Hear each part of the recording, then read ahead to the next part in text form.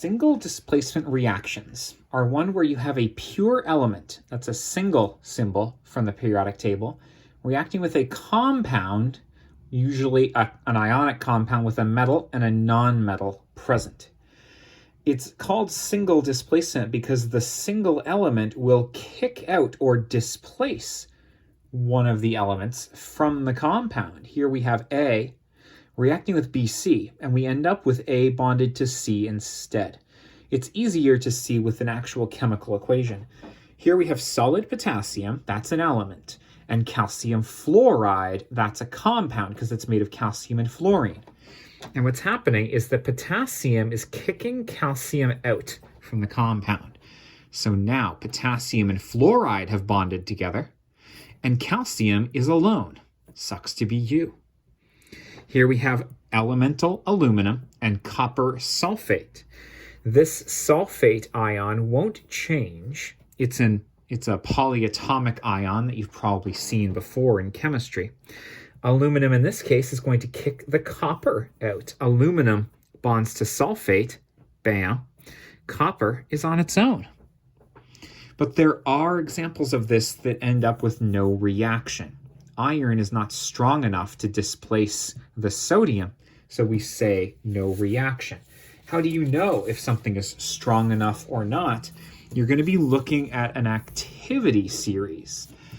The activity series your teacher gives you depends on your teacher, right? But there's going to be a side where you have the most reactive elements like lithium, potassium, and barium, and the least reactive elements like gold, platinum, and silver.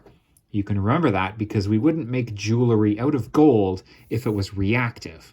We make jewelry out of gold because it's non-reactive and it'll last for a long time. Metals that are higher on this list will displace metals that are lower on this list relative to each other. We'll come back to the list many times. Let's do a few examples. Here I've got potassium trying to react with sodium fluoride. Is potassium higher on the list than sodium? Well, potassium's up here and sodium is here. So yes, that will be a reaction. That means that our products will have potassium and fluorine bonded together. You'll have to know what the ion charges of these are as well. K likes to have a charge of +1. Fluorine likes to have a charge of -1. So when those bond together, you can do this little crisscrossing rule and you get Kf. Remember that the displaced element, in this case sodium, is alone. Done. You have potassium fluoride and sodium as your products. Congratulations, we did our first one. Will potassium displace calcium? Well, potassium's here, calcium is lower, so yes. Here we're going to be bonding potassium, K+, that's K with a +1 charge, to chlorine. Chlorine likes to have a -1 charge. Crisscross, you get KCl as a formula, and calcium is your byproduct. Is potassium higher than magnesium? Yes, potassium. Potassium is second highest in the list, so yeah, it's going to displace it. Here we have K+1. Bromine likes to have a charge of -1 as well. You get KBr. Magnesium is cast away. Here's potassium. Zinc is down here, a little lower on the table. Sure, potassium bonded with iodine, which likes to have a charge of -1, makes Ki, potassium iodide. And solid zinc is cast away. Get it? We're going to keep going. Is potassium higher than iron? Yes. Yes, it is. Now this is oxygen. Oxygen likes to have a charge of -2. Again, potassium likes to have a charge of +1. When you crisscross these charges, you get K2O. You need 2 potassiums to cancel the charge of the oxygen, as well as elemental iron as a byproduct. All right, is potassium higher than tin? Potassium, tin, yeah, it is. Potassium likes a charge of +1. Nitrogen likes to have a charge of -3. That means you make K3N. And solid tin is your byproduct. Is potassium higher than lead? Potassium. Wow, lead is way down here. The answer is definitely yes. Potassium +1. Sulfur likes to have a charge of -2. That's K2S. And solid lead is cast away. Is potassium higher than copper? Yes. K+1. Phosphorus likes to have a charge of -3. So this is K3P. And copper separately. Great. All right. Now we're doing elemental magnesium. Magnesium's here, which is actually a little lower in the table. Is magnesium higher than sodium? No, it's not. I'm going to write NR for no reaction. Maybe you have to write no reaction out. I don't know what your teacher wants, right? Is magnesium higher than calcium? No. No reaction again. Huh. Is magnesium higher than aluminum? Yes. So the magnesium, and by the way, magnesium likes having a charge of +2, is bonded to bromine, which is -1, just like it always is. That means we get magnesium bromide, MgBr2, and solid aluminum is a byproduct. Great. Is magnesium higher than zinc? Magnesium is here. Zinc is just barely below it, but yes, it is. That means magnesium will want to bond to, in this case, iodine. Iodine wants a charge of -1. You get MgI2 and solid zinc as a byproduct. Is magnesium higher than iron? Magnesium's here, iron's there. Yes. So magnesium with a charge of +2 will bond to oxygen with a charge of -2. When you crisscross the charges, the 2 and the 2 cancel each other out. You end up with just MgO. That's Mg1O1, but you don't write the ones. And iron is your byproduct. Magnesium is higher than tin? Yes. Yes, it is. So magnesium with its charge of +2 will bond with nitrogen with its charge of -3. Crisscross Mg3N2. And solid zinc is your byproduct. Magnesium versus lead. Well, magnesium is higher, so it will displace lead. Magnesium with its +2 charge, sulfur with its -2 charge, crisscross and cancel to get Mgs. Pb, solid lead, is your byproduct. Is magnesium higher than copper? Yes.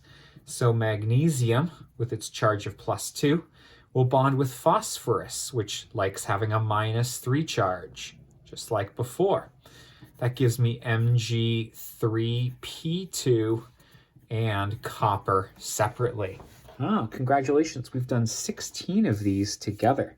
But don't worry, there's more. Tin, is tin higher than sodium? Tin is way down here and sodium is way up here. So no, tin is not higher than sodium. It will not displace it. No reaction. How about tin versus calcium? No, it is not higher than calcium. Tin versus aluminum? No, it is not higher. No reaction. How about tin versus zinc? No, it is not higher. No reaction. Huh? Tin versus iron? No, tin is not higher. Tin versus lead? Tin is higher than lead. So this will happen. Now, tin can have a charge of either +2 or +4. Often I see teachers asking for both of the possibilities as products here. So, Sn with a +2 charge bonding with S with a -2 charge, that crisscrosses and cancels to give you SNS, tin 2 sulfide. Now, if you were to use Sn with the +4 charge, when you crisscross and cancel, you also get SNS2. The 4 from tin crosses down, but then reduces 4 and 2 to 1 and, 2 and 4 to 1 and 2. You're just dividing them both by 2 like you're reducing fractions, right? And in either of those cases, you're going to get lead as a byproduct. Unfortunately, for a lot of the transition metals, there are 2 possible charges on the metal. Ask your teacher if they want one, either, or both. You know what I mean? Is tin higher than copper? Yes, it is. So we got to do that again. Sn as its +2 or +4 ion, and phosphorus with its -3 charge.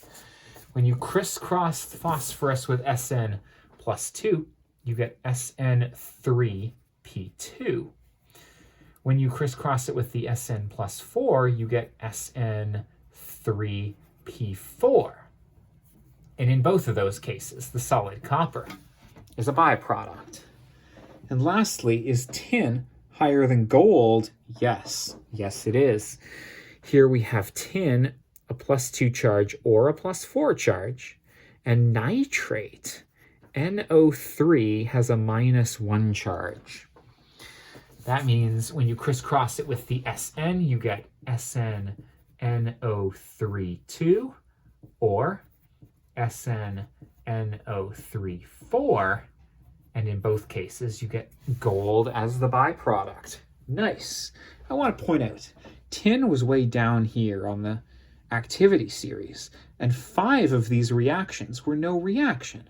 The lower something is, the less likely it is to displace other elements, and therefore the more likely your answer is NR.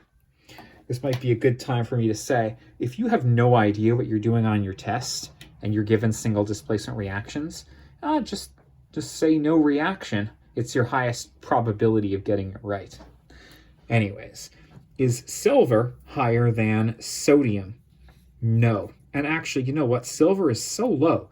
The only things silver is going to ever displace are platinum and gold. It literally cannot displace anything else. So that's a no reaction. That's a no reaction. That's a no reaction. That's a no reaction. Silver can't displace iron. Silver can't displace lead. Silver can't displace copper. Oh, but silver actually can displace gold, according to this activity series. Ag, silver, likes having a charge of +1. NO3 has a charge of -1. So when those bond, you get AgNO3 and gold as a byproduct. Great. Now we've got fluorine. Oh, fluorine's not on this list. That's because for the halogens, fluorine, chlorine, bromine, and iodine, there's another activity series which is written on the periodic table for you. If you take a look at the second last column of the periodic table, fluorine, chlorine, bromine, iodine, you're probably going to have astatine on there, and if it's a brand new periodic table, you have tennessine as well. The higher an element is in that column, the more likely it is to displace the things below it. Put another way, fluorine will displace all of these. Tennessine will displace none of them, but we've never actually used tennessine in real chemistry ever, so don't worry about that. Anyways, let's take a look. Is fluorine higher than chlorine? Well, yeah, fluorine's higher than everything. What's happening here is that the fluorine is going to displace the chlorine, and the chlorine is going to be alone. Now this is going to be sodium bonding with fluorine. Sodium likes having a charge of +1. Fluorine likes to be -1. So it's NaF. And then the chlorine that's produced, elemental chlorine, is Cl2. All of these are diatomic. They have the little 2 on them in their elemental state. Is chlorine higher than bromine? Yes. Yes, it is. So the chlorine will try to displace the bromine. You'll get calcium, which has a charge of +2, bonding with chlorine, which has a charge of -1. So it's CaCl2, and then separately Br2 as your byproduct. Is bromine higher than iodine? Yes, bromine's here, iodine's there. So the Br takes the place of the I. Zinc likes a charge of +2, Bromine is -1, so it's ZnBr2, and you get I2 as your product. Is fluorine higher than bromine? Yes. This tin had a charge of +4. So when it bonds with fluorine, you're going to get SnF4. And then bromine is your byproduct. I want to point out that no matter what the subscript of your original compound was, the element you get out in these cases all have the little 2 on them. That 2 is simply controlled by the way nature is. When you have chlorine in the real world, and just chlorine, it's always in Cl2 form. It doesn't matter what it used to be bonded to, it's always diatomic. And I'm also going to point out that the subscripts on this reactant, the compound, and the product are always the same. There was only 1 Cl here, there was only 1 F here. 2 and 2, 2 and 2, 4 and 4. Huh? Just a little trick for you. Is chlorine higher than chlorine? No, they're the same thing. So it's not higher, and so that's no reaction. Is bromine higher than fluorine? No, bromine is lower. No reaction. Is fluorine higher than iodine? Yes. That fluorine will displace the iodine. You'll get CuF2 and separately I2. Cl, is it higher than Br? Yes. I think I included this one just because it's a weird one that teachers rarely use. This is yttrium bromide. Yttrium has a charge of +3. So you get yttrium chloride, YCl3. And again, bromine, Br2 out. Great. Now my last examples here are going to be about water and acids. Water is H2O, you know that. Acids are things that start with H and then have non-metals attached to them on the other side. Hydrogen chloride or hydrochloric acid, hydrogen sulfate, sulfuric acid, etc. Now, the problem with hydrogen is that it's a little more complicated. You can only use this regular metal activity series that I have here for you for the acids themselves. So hydrogen in an acid can displace these are the things that can displace hydrogen because they're higher than hydrogen in the activity series. Hydrogen can replace copper, mercury, silver, platinum, and gold, but that's for elemental hydrogen. Anyways, anything above hydrogen can displace hydrogen in the acids. Great. But for water, only sodium and up will actually displace H out of water. In addition, you're only going to replace 1 H per one of those molecules. We're going to do the water ones right now, okay? We've got potassium reacting with water. Now, what's actually happening here, what I want you to think of is potassium higher than hydrogen? Potassium's up here, hydrogen's way down here. So yes, but actually, now that I think about it, this is water. So only sodium and up will actually displace. Potassium is higher than sodium, so we're okay. Now, I want you to think of this H2O as being an HOH molecule. This is hydrogen hydroxide. That's an OH -1 ion and an H+1 ion. It's not how it is in water, it's just how you're going to think about it. Potassium will displace that H, that 1 H, and it will become elemental hydrogen. So you have K, which likes a charge of +1, with OH, which has a charge of -1. That's KOH, potassium hydroxide. And separately, you're going to get H2. Elemental hydrogen happens to be H2, just like FCl and Br were. Great, cool. Is sodium higher? Well, sodium is sodium, and it's actually the last one here that can displace H from water. So if you think about it as HOH, the sodium is going to displace that 1 H out of the compound. You end up with NaOH, and separately H2. Great. Calcium is higher than sodium. So calcium will displace the H from HOH. Now calcium likes to have a charge of +2, and OH has a charge of -1. So your formula here is actually CaOH2. Then you get displaced hydrogen out as well. Great. Barium is also higher than sodium here. Barium likes to have a charge of +2.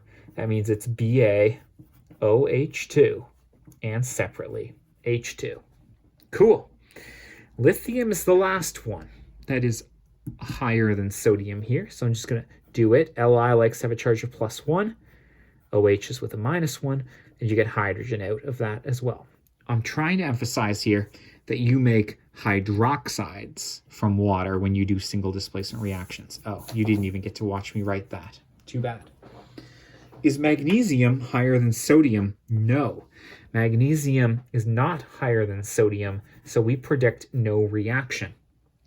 Is aluminum higher than sodium? No. And in fact, when you put aluminum in water, like aluminum foil from your kitchen in water, you're going to see that there's no reaction there, right? Zinc is not higher than sodium, so there's no reaction there either. Capiche? Great. Now, for acids, it's basically the same as it was for the metals. Hydrochloric acid, sulfuric. I'm just making sure none of these are water by accident. They aren't. So, compare potassium and hydrogen. Potassium is way higher than hydrogen, so you're going to get the regular old displacement. Potassium with chlorine, hydrogen as a byproduct. Sodium is higher than hydrogen. You're going to get sodium O. This one's interesting. Sodium has a charge of +1. Sulfate has a charge of -2. So I get Na2SO4. And then also hydrogen gas. Great. Calcium's higher than hydrogen. So calcium is going to bond with nitrate, and you're going to get hydrogen gas. Copper is not higher than hydrogen. So that's a no reaction. Nice.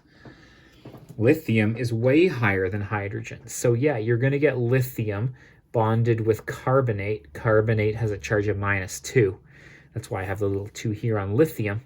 You get hydrogen as a byproduct. Is silver higher than hydrogen? No. That's a no reaction. Is aluminum higher than hydrogen? Yes. So you're going to get aluminum with a +3 charge, bonding with phosphate, which is a -3 charge. Those 3's cancel each other out. You get AlPO4, aluminum phosphate, and separately H2. Again, I'm going to point out, I don't care what the acid was, and even in water's case, whenever the elemental H is made as a byproduct, it's always H2. I don't care where it came from and what the formula of your reactant was. Lastly, we have zinc here. Compared to hydrogen, zinc is higher, so zinc displaces it. Zinc has a charge of +2. Chlorine is -1, so it's ZnCl2, and then H2. Great. We just did a bunch of examples together. But what I'm going to summarize here for you is that single displacement reactions are pure elements displacing another element in a compound. Metals will replace metals. Non-metals, like the halogens, will replace other halogens. You'll need the activity series to predict what replaces what. If your pure element is higher on the list than your already paired up element, like the element from your compound, then it will displace. If your pure element that you were given is lower, like it was for zinc and silver in a lot of these cases, tin and silver, then it's probably not going to be reactive enough to force the reaction forward. So, lithium, potassium, barium, calcium, sodium will displace lots of other things, lots of reactions. Mercury, silver, platinum, gold, rarely any reactions going to happen there. But again, that's the element, and you're comparing it, seeing if it's higher than the thing that's already paired up. Lastly, I want to point out that when you react metals with water, you're going to get the hydroxide out, and only if the metal is reactive enough. The reactive metals, if your activity series doesn't tell you, are generally from sodium and up. And if you have hydrogen as an acid, you can just treat it like the regular activity series. Cool. Thanks for being with me. We did, well, I'm not counting how many examples we did, but I'll put it in the title. Congratulations, you did it with me, and now you can do it on your own, I guarantee. Best of luck.